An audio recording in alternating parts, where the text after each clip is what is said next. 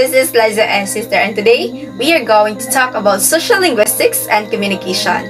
So according to Fuller 2001, sociolinguistics is the study of our everyday life, how language works with our casual conversation, and the media that we are exposed to, and the presence of social norms, politics, and laws which addresses language.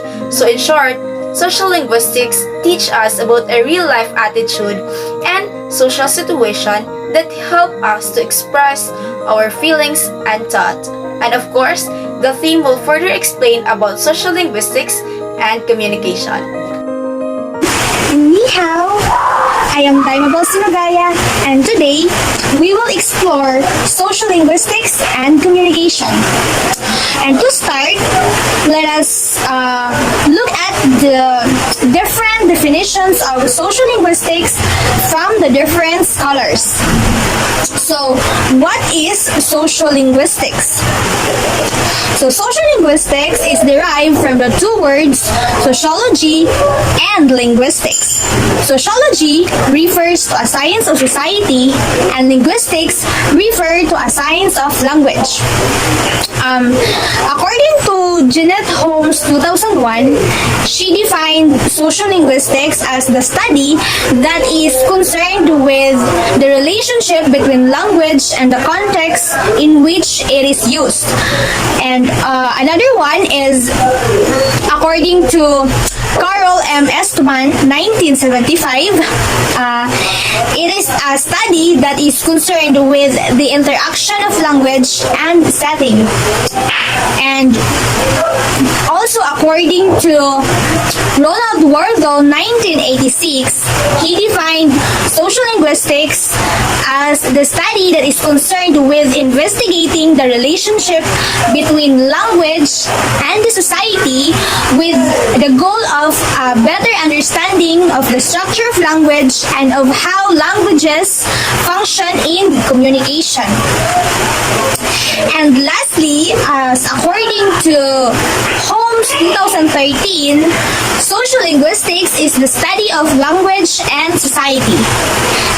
It affects people in choosing the appropriate language to make communication with other people in the current context differently.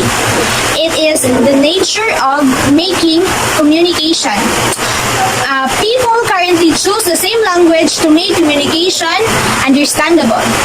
And it is supported by Yule 2006 that the relationship between language and society is studied in sociolinguistics.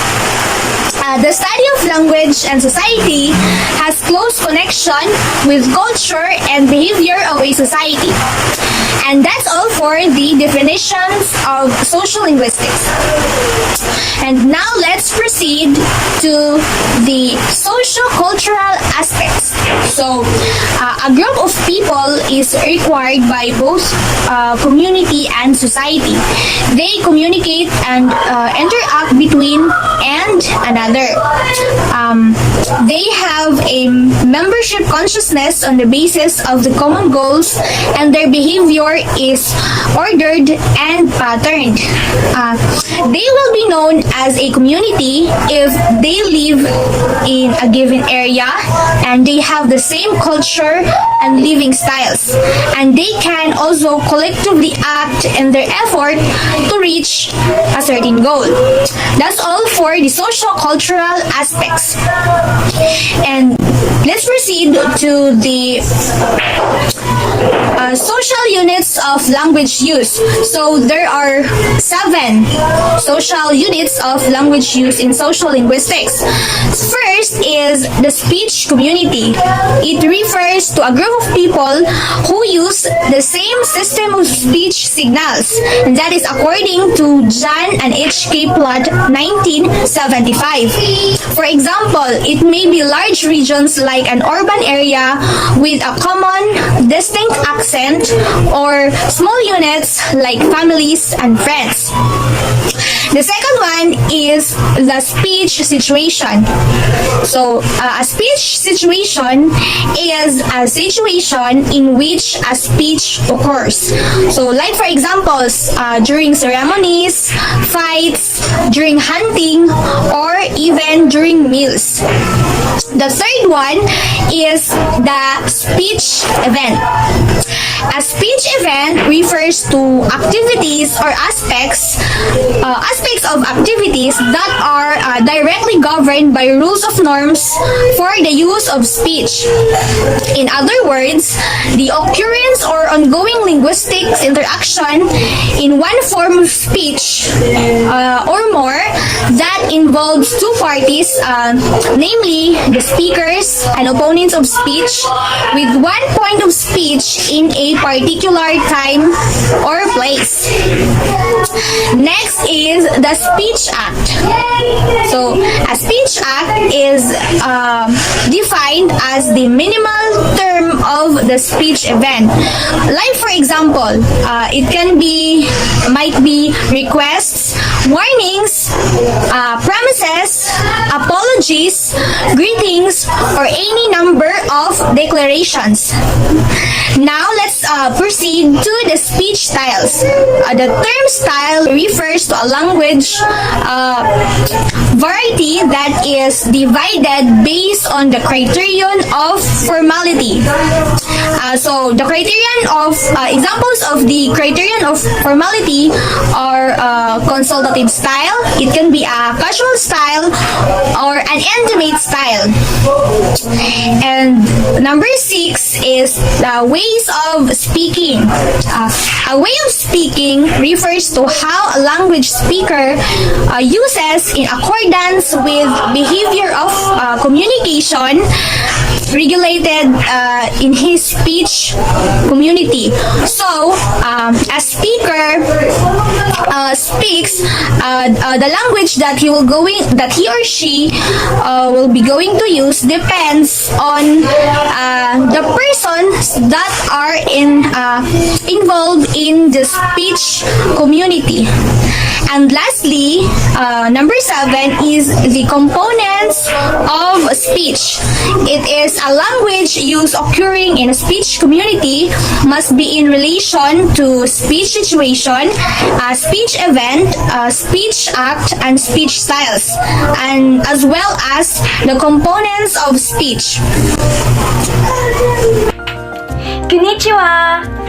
Since we talk about sociolinguistics and communication, let's define first the language.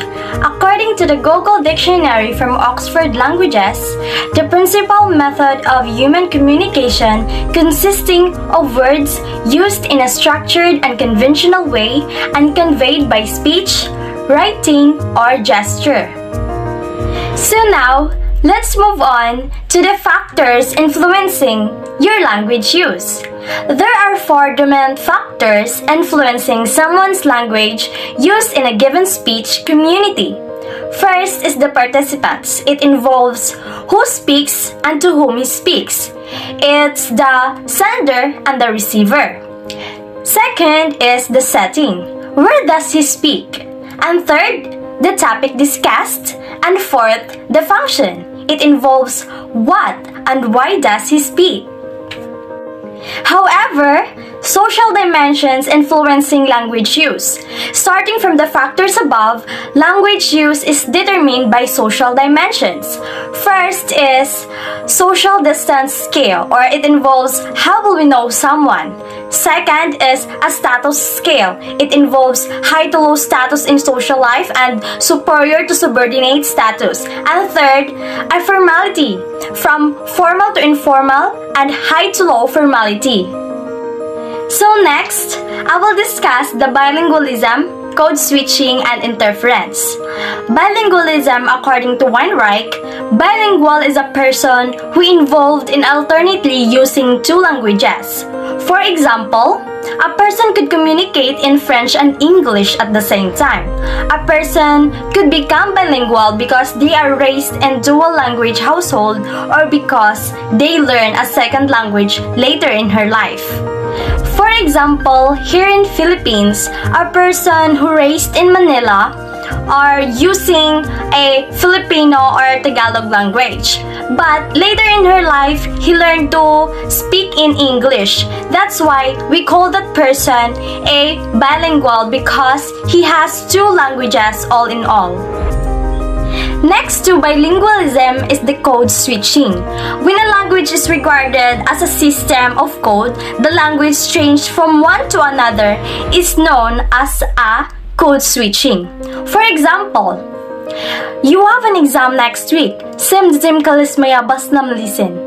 So, that is a code switching from English to Turkish. The meaning of that is you have an exam next week, so you should start working now.